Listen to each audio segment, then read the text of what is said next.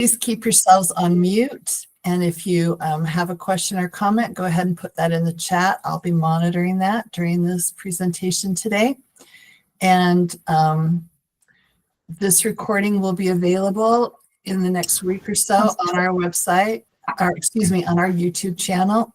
The link to that is on our website under the Other Providers tab under Trainings, and then you can link to the YouTube channel and find this particular recording there along with its resources. As a reminder, our next training in this series will be January 16th, 2025, and we look forward to seeing you in the new year to talk about informed consent is our topic for January. And now we have somebody who needs to mute. I'm going to mute you. Got it. Okay. So today I'm really excited to introduce to you Jared Stewart. I think of him as a friend and a longtime colleague and advocate, fellow advocate. Jared was named the Educator of the Year in 2011 by the National Association of Private Special Education Centers, the 2018 Presenter of the Year by the National Association of Therapeutic Schools and Programs, and the 2020 Hero for Autism by the Autism Resources of Utah County. So he's highly acclaimed. He is the program director for Utah's Scenic View Academy, which is a transitional school for neurodiverse adults targeting functional independence. And he also works with the Melissa Nelson Center's Passages program as a life skills instructor and curriculum developer. He's been the chair of the Utah Developmental Disabilities Council and currently serves on several local and national advisory boards for autism and related conditions. He has spent over 2 decades working with neurodiverse adolescents and adults as a teacher, life coach, and licensed behavior analyst. And he shares his views on the techniques and mindsets that lead to improved outcomes for these individuals with audiences around the world. And we are very lucky to have him here with us today to talk with us about the dignity of risk. And so with that, I will turn the time over to you, Jared. Thank you so much. Thank you, Lisa. And thanks everybody for being here. I know it's right before the holiday and you're giving up your afternoon for this. So I hope to make this worth it. Being a virtual presentation, I mean, it's always hard because there's not as much interaction and I'm not sure what you guys are, really into or how the audience is responding. But the one advantage is that I'll probably be able to run through the slides fairly quickly and provide some time at the end for question and answer and still get us out of here by 2 o'clock. At least that's my goal. So again, please feel free to contact me though if you have further questions or if there's something we don't get to today, because I really feel strongly about this subject and just the power of this mindset change that so often those of us who work with disabilities really need to incorporate into our lives, which is this idea of giving each person the dignity of risk. And here on the first page, you can kind of see the butterfly theme. And that goes back to me being a little kid and finding a butterfly in a chrysalis, and it was trying to break out. And I was like, oh, I'll help it. So I just kind of barely like ripped open the chrysalis a little, and the butterfly climbed out, and I was like, this is great. And its wings didn't work. And I learned later on that if you are the one that actually like the butterfly doesn't get itself out of the chrysalis, it never is able to fly and it isn't strong enough. And if you help a chick out of the egg, that chick is never going to be as strong as it's supposed to be. And so often in meaning to do well and in all of our work trying to help people, we sometimes go a little bit too far and go a little bit too far away from that dignity of risk. So I'm not going to spend a lot of time on the introduction here. Lisa read my official bio there. But again, want to let you know that not only am I a professional working around the world with autism and developmental disabilities, I'm a parent and I'm a child of autistic parents, and I'm also myself on the autism spectrum. So this is something that's very near and dear to my heart. And as I've seen and worked with hundreds and hundreds of autistic young adults and adults of all ages, this is one of the consistent themes that I've seen is the difference in outcomes that comes because of the dignity of risk and whether someone is afforded that. So today we're going to talk about what is the dignity of risk and how does it relate to that concept of belonging and inclusion that's so important for disability? And why? Why are these such critical considerations to our work? And the how? How do we balance our duty to care with that dignity of risk? And what are some tools we can use? So hopefully today you're going to walk away with some new mindsets, some new perspective, and some new tools that you can use in your very, very valuable work that you do with the Department of Health and Services. All right, so let's talk about belonging. So again, I'm not there in person, so just answer these questions in your head. And first of all, think about a time where you knew you didn't belong. Maybe you were the one picked on, picked last, never picked at all, left out, laughed at, overlooked. Maybe there was some aspect of yourself or your identity that you had to hide or cover up, or you felt like you couldn't really share and you didn't want others to know.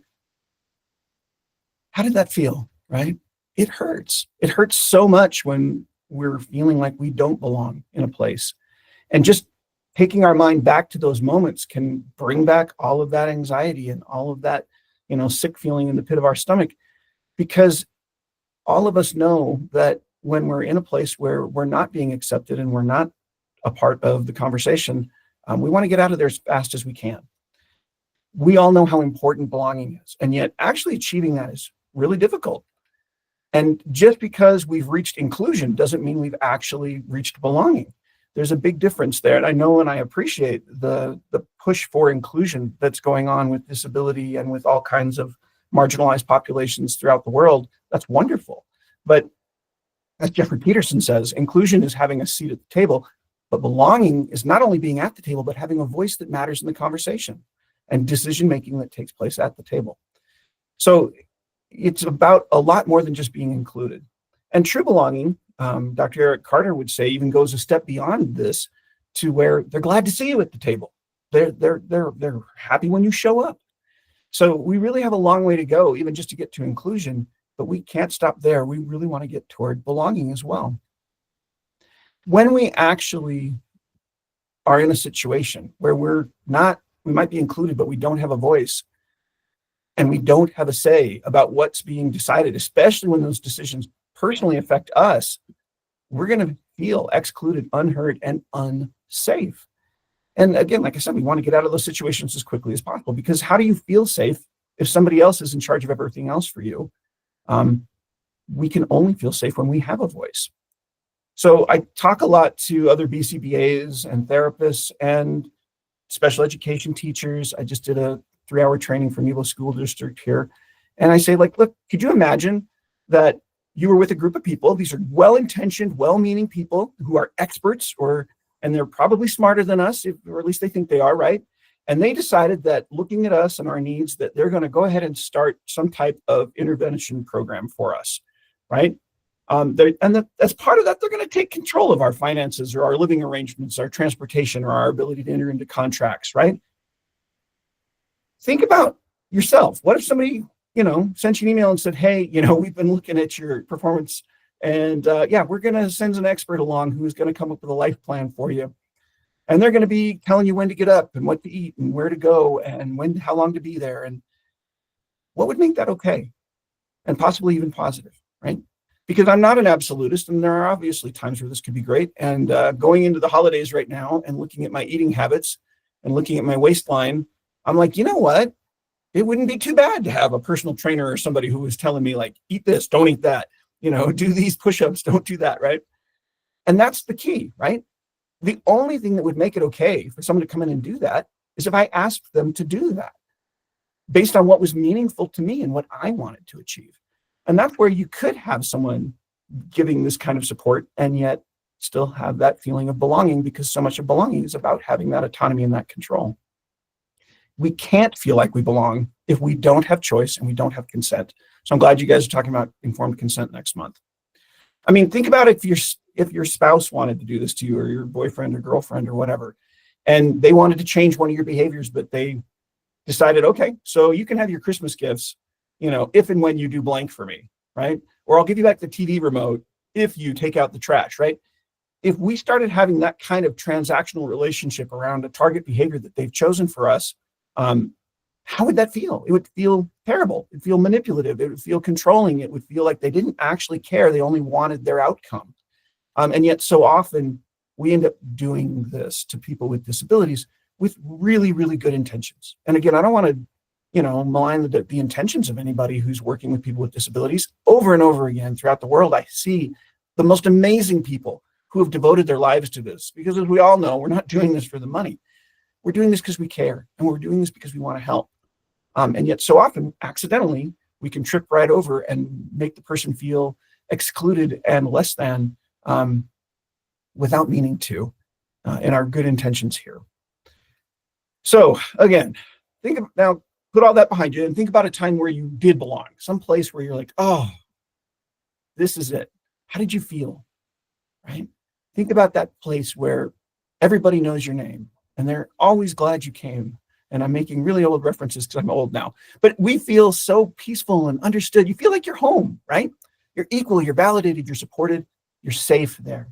And you can't wait to get back to those places where we actually feel like we belong and we're treated as equals. All of us want that feeling of belonging, and we all want to feel safe. And sometimes we get this feeling of belonging mixed up with this feeling of safety, because no one wants to be hurt and no one wants to see someone they care about get hurt, right? But as we learned from Finding Nemo here, and hopefully you can hear this. It's all right. It'll be okay. No, it won't. Sure it will. You'll see. No. I promise him I'd never let anything happen to Huh. That's a funny thing to promise. What? Well, you can't never let anything happen to him. Then nothing would ever happen to him.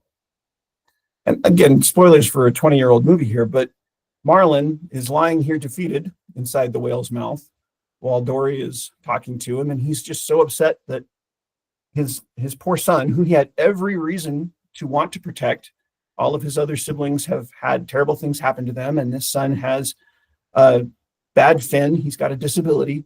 And he really, really, really wants to protect his son. He said, I promised him nothing would ever happen to him. But as Dory points out, having nothing ever happen to you is not actually in someone's best interest. It's a terrible thing. And we make this misunderstanding of safety all the time. We're working with people who have obvious problems, who have obvious vulnerabilities, who are going out into a great big scary world where there are a lot of very real dangers. And we see how unprepared these people are, and we see how open to being exploited or taken advantage of they are. We see their very real limitations. And so it's so easy to fall into this mindset that, okay, it's all about keeping the person safe. And Lisa and I were talking about this before I even logged on, but Health and Human Services, right there on the website, the motto is it's about health and it's about safety for people who have, these extra needs. And safety is critical. But is it the most important thing? And it isn't, because there's no true safety without autonomy, without that level of choice that people have. So here's a quick riddle for you. What do you call a place where you get 3 meals a day, clean clothes picked out for you? You've got a very full daily schedule, but you can kind of only go where other people take you. You can only use screens if other people give you permission. You can only play when and for how long and for whom, with whom that other people tell you to. And you can only eat what they allow you to eat. You can only do the work other people choose for you. But you are always watched over and very, very safe in this circumstance. Well, again, I can't see the chat, but I'm pretty dang sure that you've already guessed that this is prison. Here's another riddle. What do you call a person who's absolutely safe, who never has to worry about getting abused, exploited, hurt, embarrassed, harassed, offended, disappointed, or made fun of? Never has to worry about getting hurt, having an accident, never has to worry about other people or money or finances, relationships, transportation needs, housing, identity, education, illness, employment, or failure. No worries in the whole world. And again, you've probably guessed that person is dead. So often we fall into these mindsets where we just want that person to be so safe that they might as well not really have lived at all. And that's tragic. So think about your own life here. Okay, just reflect for a second. And if we were there in person, I'd have people raising hands. Who's ever made some choice that you didn't want your mom to know about? Or signed a contract without reading all the fine print? Or made a purchase that turned out to be financially irresponsible? Or didn't get their credit card paid off in time? Or got physically hurt doing some everyday simple task? Or even doing something risky? or had a relationship where they got hurt or even taken advantage of, or done or eaten something unhealthy, and maybe even done that today, gotten ticketed or fined or jaywalked or trespassed or been late on a bill. Think about all of that, right? We all do a lot of this stuff a lot of the times. Well, bottom line is, and I hope if you get nothing else out of today's presentation, you realize that all of us should have guardians, right? To protect us from all these stupid things we're doing and all these dangerous things we're doing. And of course, I'm joking, but just think about how many risks you've taken this week. How many risks have you taken today even, right? Any situation where you might have made a decision that was going to have potential long-term costs that might even be really high, whether emotionally or financially or whatever, or may have hurt your feelings or hurt someone else's feelings or risked some physical consequences or gotten yourself embarrassed or maybe even gotten yourself killed. Think about drivers in Utah, right? Just a couple of years ago, I was looking at the stats because they completed those stats, and over 300 people were killed in 2022 on the roads. It's almost like this terrible lottery where, like, hey, every day they're going to roll the dice and one of Utah's drivers are not going to walk away. And yet, how many of you are planning to give up on driving? And why not? Because obviously there's a risk here. I mean, 300 people got killed. It's a terrible risk. And we all probably know people who've been injured in auto accidents, or possibly even killed, heaven forbid. But why? And the reason is the dignity of risk. And the concept goes back to this. In real life, everything worth doing has risk attached. And every one of us has a right to make choices, even risky choices. Some choices are going to go right and some choices are going to go wrong, but every one of us has a right to fail and a right to make decisions, even when those decisions are stupid. And it's from learning from these failures and adjusting that we all found our success in adult life. And none of us are able to rise in life more than we risk in life. Everything worth doing involves risk. So our job then as caregivers, as people who work with people with disabilities, is to make it safe to fail and then to learn to let go and let the person make choices. This is absolutely key. And it was driven home to me this week. I don't know how many of you know who Temple Grandin is, but Temple Grandin is one of my personal heroes. I don't know if you've seen the HBO movie with Claire Danes, but she was one of the first diagnosed females with autism, very severe autism. She was nonverbal until she was 4. She would constantly melt down. She had no social skills. She got kicked out of public school because her behaviors were so bad, and she would get into fights and stuff. She was bullied terribly. She was awful at math and so many subjects. But if you know Temple Grandin, she's also someone who was constantly being given that dignity of risk. And so I got to spend 2 days with her this week. She came to visit my school. She wanted to see our employment program. That's really one of her big pushes right now, is the need for employment for people with disabilities and how critical that is in giving them a quality of life. And so I got assigned to be her like personal aide. And it was a blast just getting to see her. And yet so many people would have written her off. I mean, talking to her for that long and eating all my meals with her and just being with her, you know, all day long, it was eye-opening as to like, oh, I can totally see why your father wanted you institutionalized. I mean, I can see why he would have been so worried. But it also gave me great respect for her mother, who was able to see through that and say, you know what, I'm going to create a life for Temple that's whatever it can be, and she's going to move on and do it. And Temple now, 77 years old, and she's the worldwide advisor for Costco for their meat supply chain and for some of the fast food restaurants. And she's still a professor over at Colorado State University. She's still going worldwide and speaking all the time. I mean, it was just an absolute lesson in how key it was for that risk. But I'll bet if we ask each of you and had the time to do that, each of you could talk about a time in your life where somebody gave you the opportunity to totally do something that might have screwed up, maybe even did screw up. And yet, think back on those times in your life where you made a decision where looking back now, you're like, oh yeah, that was a terrible decision I made. And yet, think of what you've learned from it. Think of how impactful that is to the life you lead now and to the person you've become. And how many of you, thinking back, would never trade that failure because of what has come from that? So all of us want success for the people with disabilities we work with. Okay, but where does that success come from? Well, you ask people, where does success come from? Well, success comes from making the right decisions, right? We make those good decisions, you're going to succeed. But where does making good decisions come from? Well, people make good decisions because they have experience. Well, where does experience come from? Very often experience comes from making bad decisions. Again, it's in that dignity of risk of making decisions, even stupid ones, that we then learn from, that allow us to make the right decisions that then lead to success. So often we're going to fail our way to success, just like Thomas Edison, speaking of people with disabilities. There's another guy who didn't speak till he was 4. But it's that failure over and over, trying something and learning from it, that leads to it. I was on a national podcast with Joanna Lilly not too long ago, and she said something that I wrote down. And she said, we never have to exercise the muscles required to get up off the ground if we're never allowed to fall. And so, again, being able to have the dignity of you're a human being, and it's okay if you fall sometimes. It's okay if you fail sometimes, because that's how you're going to learn to get back up. My favorite article ever in the Journal of Applied Behavior Analysis has this quote in it. All people have the right to eat too many donuts and take a nap. Teaching clients how to express their freedoms responsibly should be an integral part of the habilitation process. While learning, clients should be encouraged to make as many choices as their abilities will allow. Service providers should challenge themselves to work harder at teaching and providing opportunities for choice. Although extra time and teaching are needed to help clients learn to make choices, this liberty may facilitate habilitation. When Temple came to my school, one of the things she really pointed out was like, oh my gosh, you guys, she's like, it's great you're teaching your students how to ride the bus, but are you teaching them how to drive? Because a lot of the best jobs, or a lot of the jobs that are going to be opportunities for them, they're going to have to drive to, and they're not always going to have someone to drive them. So what are you doing to teach driving? We're like, well, the insurance and the liability. And she's like, well, all of that aside, if you don't give people the opportunity to learn how to drive, you're never going to get anywhere.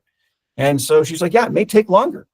She talked about how she drove for months just doing a run with no roads at all, just from her aunt's ranch out to the mailbox 3 miles away in this old pickup truck with a terrible manual clutch, and then drove back and forth for months, just back and forth to the mailbox before they even allowed her to try driving in some parking lots and then eventually driving on the road.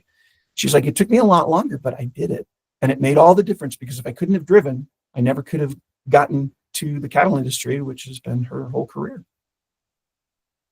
All people have the right to eat too many donuts and take a nap and make some choices. So here's the official definition of the dignity of risk. The idea that self-determination and the right to take reasonable risk is essential for dignity and self-esteem, and so should not be impeded by excessively cautious caregivers who are legitimately concerned about their duty to care. We'll break that down. But it is an absolute cornerstone of the Americans with Disabilities Act and with all of the disability rights movements in general. If you go back to the DD Act, it's been updated several times since 1963, but it talks about how disability is a natural part of the human experience, but it doesn't diminish the rights of the individuals to live independently, exert control and choice over their lives, and fully participate in and contribute to their communities through full integration and inclusion. Now, this is obviously the ideal, but people with even the most significant disabilities are capable of independence, self-determination, productivity, integration, and inclusion in all areas. That's what we're striving for. So as my friend Max Barrows, who was also in the National DD Councils, talks about, this is a critical component. One thing that is really big in self-advocacy and the work that I do, and we discuss it a lot, is the dignity of risk. The dignity of risk is the opportunity and the right to make mistakes. It's one thing to be told things through lecture, but how else can you learn if you don't make mistakes? Life is about learning from the mistakes you make.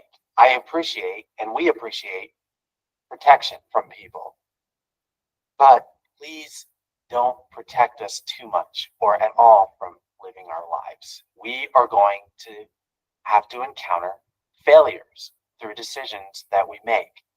But the way to conquer that is to get up on your feet, brush yourself off, and learn from that, because people grow by encountering failures and making mistakes in their life. It's really the number one way of learning. It is the most important critical way that people learn is by making mistakes. And yet thinking of giving our clients risk or our family members risk. I have two kids with severe ADHD and one with autism. And oh my gosh, they're constantly making decisions that I'm like, oh my, what are you doing? Most of them are grown now. So I don't even I've had to surrender a lot of extra control.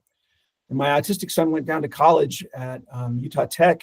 And, I'm really proud that I've helped him be able to get to the point where he could go to college. And he goes down to college and he comes back and has a tattoo. I'm like, why would you get a tattoo? And yet, again, it's his life, his choices. And although his parents and his caregivers were terrified, we need to remember what Dr. Tony Atwood has said. Professionals and service agencies and parents, I might add, tend to see children and adults with disabilities who are having problems that are highly conspicuous. So they're very, very visible and obvious, and they're difficult to treat or resolve. So they have really complex needs. And this may lead to an overly pessimistic view of the long-term outcome.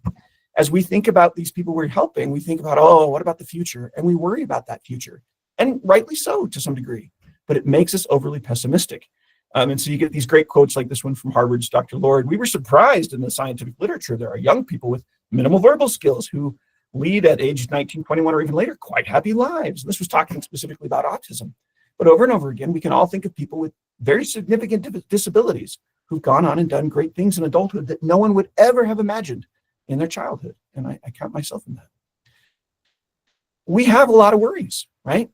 Parents, caregivers, these are the terrible questions that parents always tell me they have, right? Is my kid going to be able to live on their own? Will they ever have a job? Will they ever be accepted and, normal, quote unquote? Will they have caring people around them? Will they make friends? And what's going to happen to them after I die? And these are legitimate questions, real concerns. But the funny thing about little kids with disabilities is they grow up to be adults with disabilities. And what are we going to do? So one of my favorite points is made by Dr. Sean Stevenson. And he has osteo imperfecta. He just being born, it broke over 200 bones in his body. It's sometimes called glass syndrome. And people thought he wouldn't survive. But listen to him talking in his TED Talk a few years ago. Lesson number 1. Never believe a prediction that doesn't empower you. When I was born, the doctors told my parents that I would be dead within the first 24 hours of my life. 35 years later, all those doctors are dead.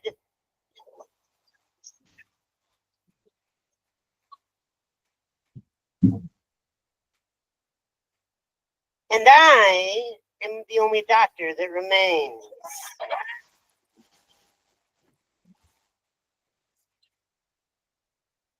Never believe a prediction that doesn't empower you. Never believe a prediction that doesn't empower you. And that's how he lived his whole life. He wrote a great book. He's a PhD therapist, but he wrote a great book called Get Off Your Butts, spelled B-U-T-S, in terms of getting rid of all your excuses. And he talks about that dignity that people afforded him and allowing him to make life choices. And living on his own, he eventually he had a fall and crushed his skull, and that's how he died at the age of 40. But what an amazing man who was able to leave an amazing legacy and live his life on his terms. Don't believe a prediction that doesn't empower you. We so often just focus on the things that disempower the person, and the person buys into that. But if we can help people see that there's also a lot of reason to be optimistic and to keep trying to maximize what that person's capable of, we can do some amazing things. Because again, realistically, the reality for people with autism and other similar disabilities, it doesn't look super hopeful, but there's nowhere in a diagnosis that says this person can't become an independent adult. And I'm going to talk specifically about autism because that's mostly my area of expertise, but I've seen the most egregious, most severe disabilities and people with those disabilities who are doing amazing things, mostly on their own. Then we'll talk about what support networks can look like and still have that dignity of risk, but they're all there. Donald Triplett is an amazing person. He is case 1 of autism, the very first diagnosed case of autism ever, right? So if you know anything about autism spectrum disorder, it's based on Donald. Donald was a little kid. He liked to spin himself. He liked to spin objects. He had delayed speech. He liked to flap his hands, and he didn't make eye contact. He didn't relate to adults. He seemed lost in his own world, which is actually what autism means. And everybody thought, here's a kid who's just totally, completely insane. And at age 3, he'd been put in an institution. Okay. In 1935 or 36, he had been put in an institution. And you wouldn't think, because Donald never had early childhood interventions. He didn't have the ADA. He didn't have IDEA. He didn't have the disability rights movement. He didn't get mainstream education, interventions the way we would think of them. And yet, Donald Triplett, here he was just 2 years ago. My mother taught me how to drive. I was sort of a late. I was actually 27 when I got my driver's license. I just enjoyed doing it. Yeah, of course, that's the Bank of Forest right there. Donald retired from that bank. Hey, Nat Cat. Hey, RC. Hey, KH. He comes to the bank every day at 2 o'clock, makes his round. Hey, Big Debbie. Hey, Tricky Nick. He really brightens our day at the bank. Hey, Jan, was the plan? Hey, Don, darling. Don is a very loving person, and we enjoy seeing him every day. He's just a lot of fun. He's just a lot of fun. Donald died last year. He was almost 90. But up till when he died, he had amazing achievements, right? He graduated high school, graduated college. He's a retired bank teller after 40 years working at the Bank of Forest, Mississippi. Lived on his own all the way up till his death. They got him a cell phone in his 70s, and he would prank text the whole town.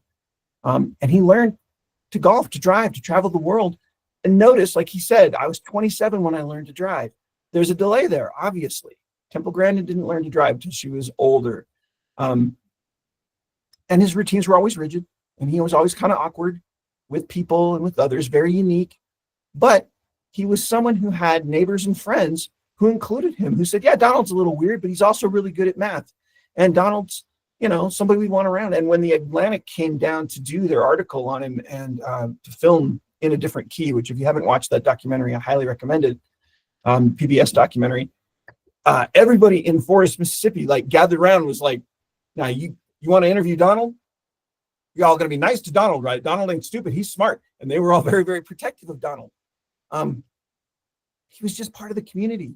When people showed their yearbooks to the documentarians, everyone who went to high school with Donald, they all knew the number he'd given them because he would give them nicknames that were numbers at first. And later on in life, you could see he gave the other nicknames. But he wrote on their pictures, I wish you luck. And then when he showed the documentarians his own yearbook, he'd written on his own picture, I wish myself luck.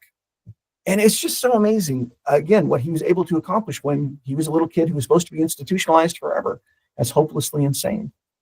We can't know how someone's going to turn out. We can't say, oh, I've seen a lot of people with this disability and this is how it always goes. We don't know. We just don't know. And again, being with Temple Grandin, one of my heroes, I was like, wow, my autism is quote unquote higher functioning than hers, but she was running me out, just wearing me out, running me ragged. Cause I'm still exhausted days later from the schedule she keeps in her 70s. So here's our balancing act. This is what each of us needs to consider as a professional or as a parent. How are we going to balance the duty of care with the dignity of risk? The duty of care is that do no harm thing, right? We have to act toward others with a reasonable standard of watchfulness, attention, caution, and prudence, right? We are not allowed to neglect. But as Dr. Emmy Golding points out, our starting point is not from the duty of care. Our starting point must be the dignity of risk. We have to start saying, all right, what are we going to allow them to do? And then, okay, if there's a serious threat of death or permanent disability and injury, then yeah, we should probably move toward that duty of care. But we're always going to default to the dignity of risk whenever possible. Now, duty of care does not mean that we infantilize the person with disabilities, right? How many of you have heard, oh, they're just a 3-year-old in a 24-year-old's body? It's like, no, they're not. They're a 24-year-old that has 24 years of experience. And yeah, some of their areas have developed not as much or not as fast, but there's other areas where they probably have. We should treat them like their chronological age. And it doesn't mean that we have to protect the person from themselves. I mean, again, thank goodness no one's coming into my house this Christmas and saying, no, do not eat that 7th piece of chocolate, Jared. 70th piece, more likely. And it doesn't mean the person's 100% safe at all times, right? Duty of care does mean we teach, we push, we mentor, we trust, we care. Because taking away someone's freedom and protecting them from themselves is not actually caring for them. Again, how cared for would you feel if someone who supposedly loved you came in and took all your freedom away? What about boundaries, though? What about safety? Okay, there's got to be limits, right? And of course there is, right? But boundaries need to be life-saving. We're not going to let little kids run out into traffic, to learn that they've got to look both ways to walk across the street. And yet we are going to walk up to the sidewalk, to the edge of the crosswalk with them. We're going to hold their hand and look and teach them to see the cars. And then we're going to look for when it's clear and walk across the street holding their hand and then walk back. And then what we're going to say is like, all right, now I'm going to stand behind you. Once we've done that a few times, and I'm going to stand behind you and we're going to watch the street together. And you tell me when it's safe for us to go, right? And then we're going to stand there on the curb and watch them walk across and back without us. Okay, because we are going to try and save their life, but we're not going to just make it so that they're disabled. If you take a person and say, all right, we tried walking and they fell down, so now we're just going to keep them in the crib the rest of their life. Well, yeah, they're never going to fall down again, but they're also never going to learn to walk. Boundaries have to be empowering. Boundaries should be scaffolded, right? That, yeah, you have a high boundary now, but we're going to learn some skills and gradually that boundary is going to come down. Boundaries should be teaching us, right? Those boundaries should teach us. I'll talk about that in a second, but we've all heard the give a man a fish proverb. And so often we keep giving people fish instead of teaching them how to fish, right? How do we teach? Well, we teach through natural consequences, right? And I have a whole lot of, this could be a whole separate presentation here. I'm not going to run through it, but talking about what are effective consequences and how do we set up consequences that are autonomy celebrating consequences that will actually teach the behavior we're trying to teach rather than just try and punish. You can't punish someone into the behavior you want. And certainly you can't do that in a way that is respectful. Another way we're going to teach is through giving intentional tasks and being very intentional about work. One of the proverbs for teachers is Dr. Wong's, whoever does the work does the learning. And they drill this into you. I used to teach junior high back in a different life. And whoever does the work does the learning. So if you as a teacher find that you're the one doing most of the work, then guess what? You're learning, but your students aren't. And it's the same with people with disabilities. I was talking to a parent and her child had turned out great. And I said, what were some of the secrets? And she said, oh my gosh, I don't know if I had secrets, but I learned to make him do the work little by little. She said she was on the phone one morning. Her son was 16 and she was desperately trying to get ready for school. And she's talking on the phone to her girlfriend. She's like, oh, just a second. I need to go cut up Garrett's waffles. And her friend's like, wait, you're cutting up his waffle for him? Isn't he 16? And she's like, oh, and she suddenly had this realization that his whole life she'd had this struggle to just find out what he would even eat for breakfast. And now she's sitting here at 16 and cutting up his waffle for him. And she's making it so he'll never know how to cut up his own waffle. And so that, she said, was a complete change in her thought and thinking process. I'll play another story about Garrett with permission here in a minute if we have time. But ask yourself, who's doing the work? Another great quote that has changed my outlook on this is from Dr. Peter Gerhardt.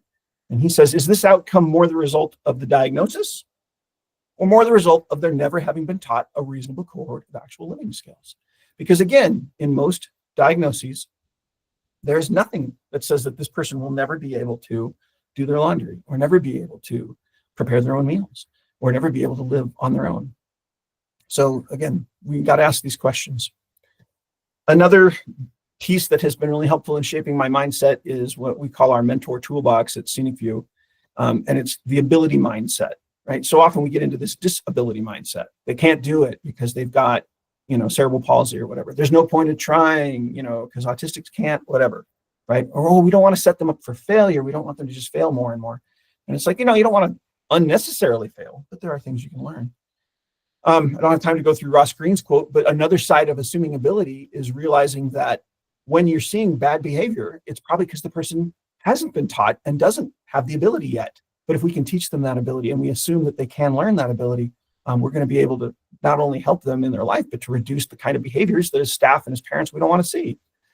As my friend Samantha Easter says, she's autistic and ADHD and now has a great job with Mountain America Credit Union. But she says, we get up every day and we want to win. There's no one that gets up and says, I think I want to just lose today. I think I want to do a bad job and ruin my life and my relationships. No. So let's help people create and find that win every day. We got to assume, let's figure out a way to help them win in these situations. And I got to show this, even though I know our time is getting short. This is from the National Down Syndrome Day this year. Hey bartender, you assume that I cannot drink a margarita, so you don't serve me a margarita? I don't drink a margarita. Your assumption becomes reality. And parents, you assume that I cannot live on my own, so you don't encourage me to live on my own. So I don't live on my own. Hope, you assume that I cannot hit harder, so you don't train me to hit harder, so I don't hit harder. And teacher, you assume that I cannot learn Shakespeare, so you don't teach me Shakespeare. Old McDonald's. So again, I hope you guys have seen this one. So I don't learn Shakespeare. E-I-E-I-O. But I But love hey, if all your assumptions become reality, then assume that I can drink a margarita. You serve me a margarita, so I drink the margarita. Assume that I can live on my own. So I live on my own. Assume that I can hit harder. So I hit harder. Assume that I can learn Shakespeare. So, what will these mortals be? Learn fucking Shakespeare. You assume I can have square, right? Assume that I can do that job. That I can go to parties. That I can have sex. That I can be on stage. Assume that I can. So maybe I will. And again, I mean, I look at that video and it makes me laugh, and it also makes me a little concerned. I'm like, some of the choices this young woman's making. But no one came into our lives and told us we can't do those things. We had to make those choices on our own, and those choices made us who we are. So we must allow for self-determination if we want people to become full people. All of us deserve to have the freedom to live as we choose or act for ourselves without consulting others, so long as we're not harming ourselves or others directly, right? So this is all about letting the person make more and more decisions and to learn from each one. It's about handing control back to the individuals we care for and realizing that it's not our job to decide what's best for them in every situation or what they should be working on or what their goals should be. Our job is to ensure proper supports in place and let people exercise their autonomy and learn from it. And a great rule of thumb is to ask, what are non-disabled people allowed to do? What choices are they allowed to make, right? We've got to surrender this one up. Is one of the mottos from Christian Moore, one of my friends, and he talks about how empowering it is to stop thinking of ourselves as above than and better than, but being able to say, all right, how do I support this person so that they can take control of their lives, right? So again, part of that is the ability mindset. We talked about that. Part of that is about tolerating risk because they can't have reward without risk. Part of that is building in reasonable supports and making it safe to fail, scaffolding the boundaries until we can have them make decisions. It's a deference for preference. Okay. Even when we're like, getting a tattoo is so stupid, and we can tell them the reasons why not to, but let them do it, right? Because we so often talk about how everyone deserves to have self-esteem, but where does that come from? Well, self-determination leads to self-reliance, leads to self-discipline, leads to self-esteem. And this is where true dignity comes from. Nobody can give you dignity, but what they can give you is self-determination. And then in making your decisions, learning to rely on yourself, learning to discipline yourself and make better decisions, that's where dignity comes from. Again, rules of thumbs. What kinds of decisions do I make every day that I value the freedom to make for myself, right? What I wear, what I eat, what time I get up in the morning, or when I go to bed at night, who I live with, who my friends are, when I go out into the community, how my money gets spent, right? The right to vote, the ability to enter a loan or consent to medical care or to get married, right? We have to find the least restrictive way. And I'm not going to spend the time on supported decision-making, but the links are here. I am not against guardianships, but so often we push guardianships as if that's the only option.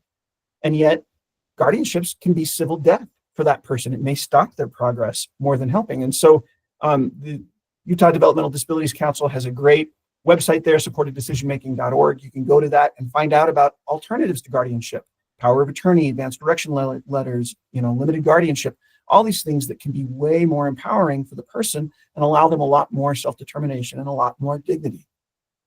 There are people who need guardianships, but even then, could it be a partial guardianship or just guardianship over this one part? Or could it be a temporary guardianship, right?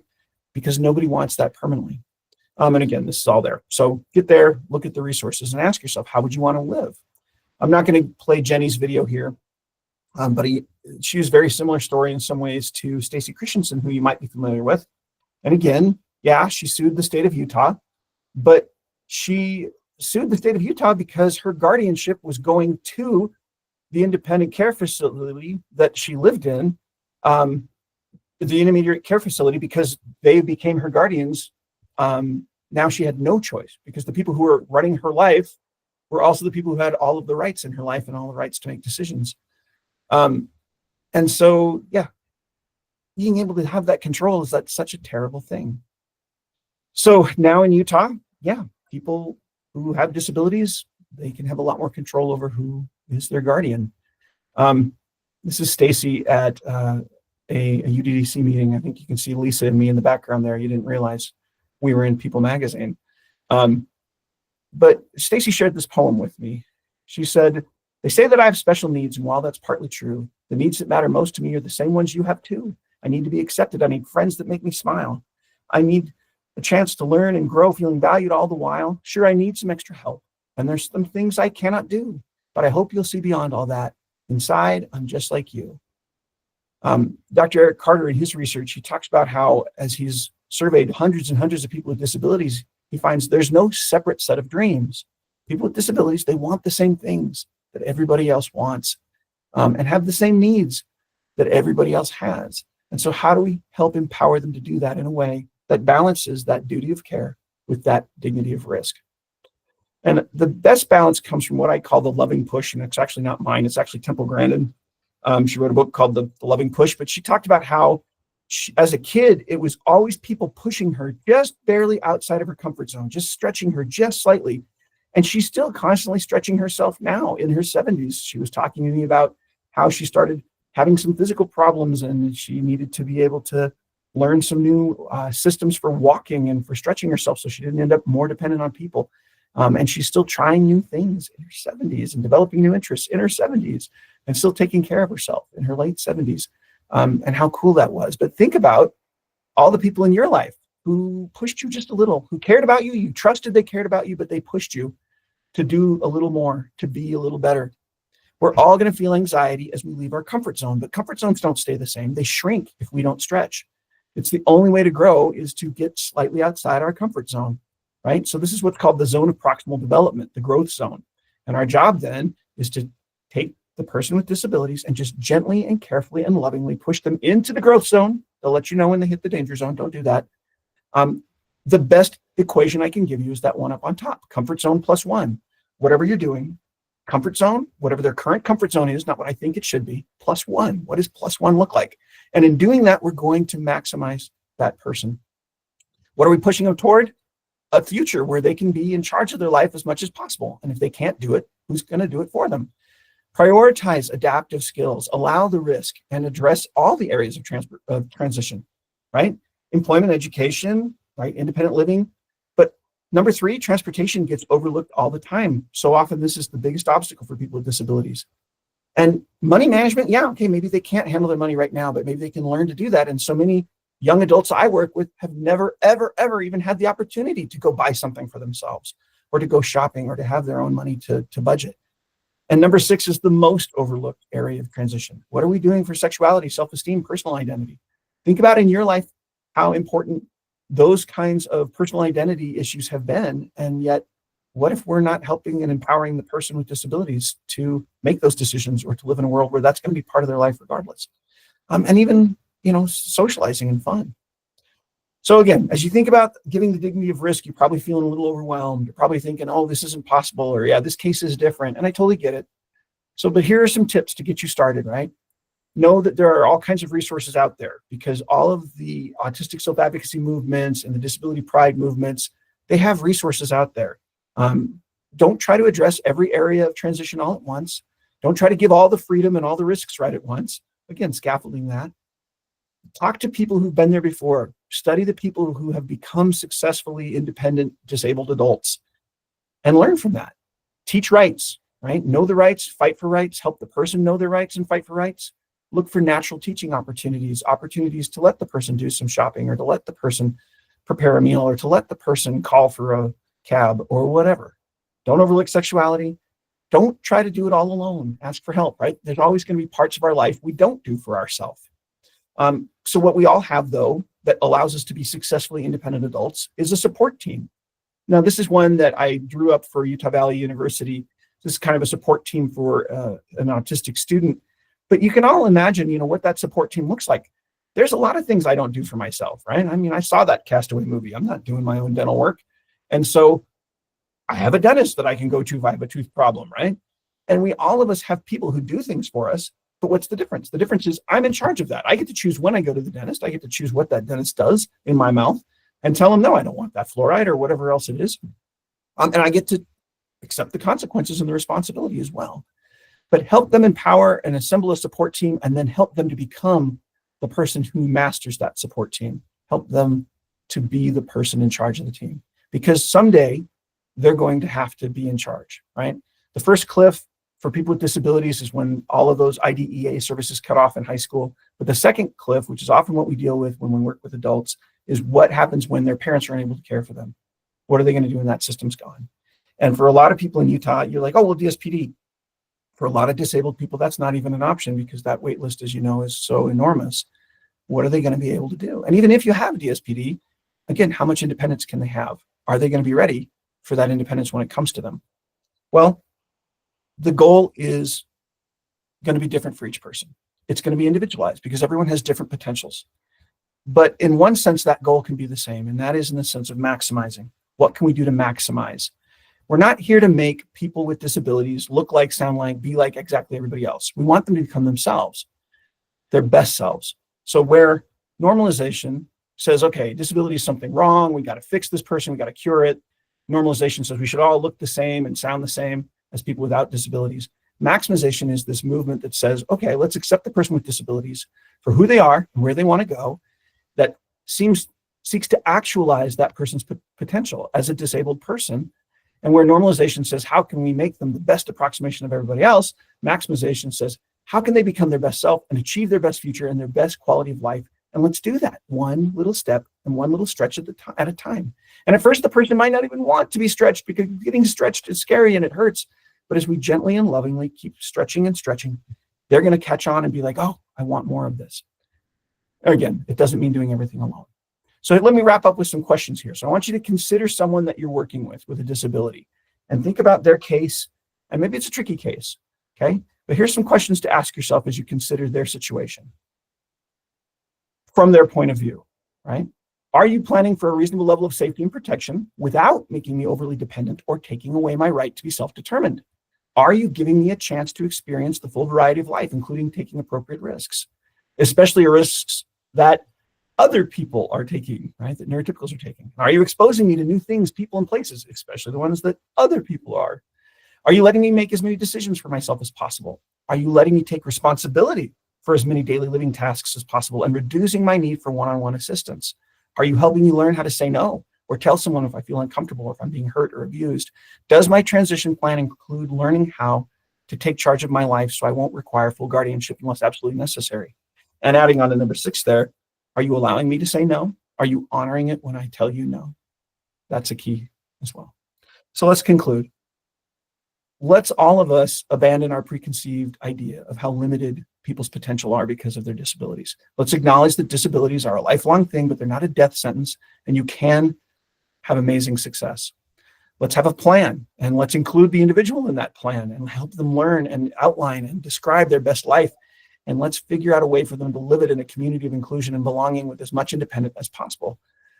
Let's expect success. The research shows you're 5 times more successful if you just have caregivers and parents who expect the person to be able to succeed and to do things on their own. Focus on strengths. Our success, our independence doesn't come from constantly just working on the things we're not good at. Surrender the one up, as we've talked about, develop those support networks like we've talked about, and hand those over to the person. And remember, there's no perfect life. Just aim for the best quality of life the person can get. And that's so much better.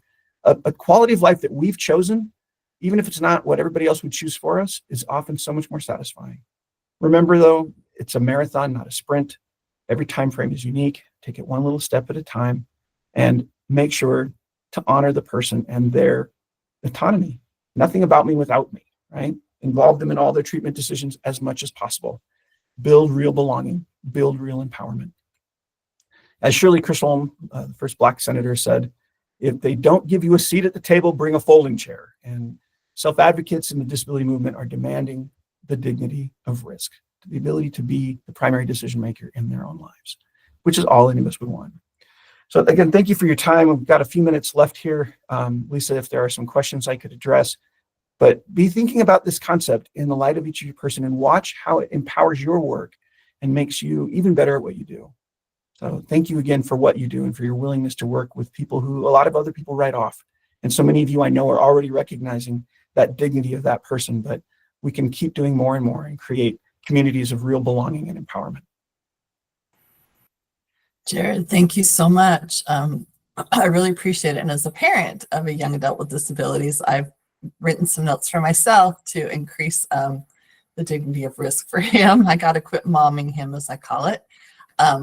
Thank you for this great presentation. The chat's been pretty quiet. I don't know if anyone has questions they'd like to ask right now. Well, again, if not, you can email me at the address there. And Lisa has all of these slides. She will send you a link to the presentation so you can download it to PowerPoint and see all the videos we didn't watch or whatever. But yep, it will all be there for you. And if you have questions, please throw them in the chat or raise a hand.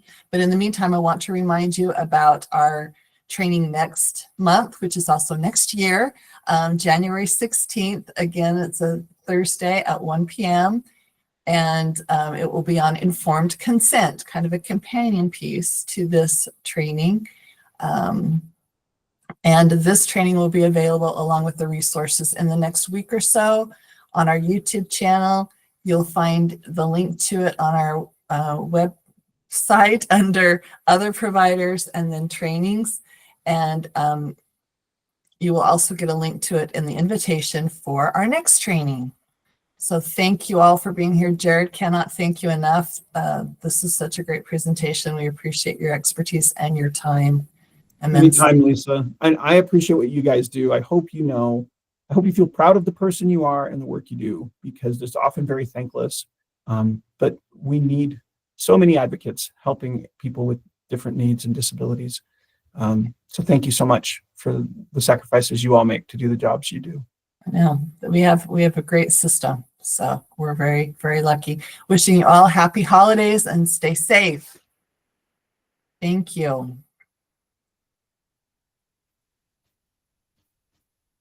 And I can stop recording. Thanks, Lisa. Thank you so much, Jared. Thank you.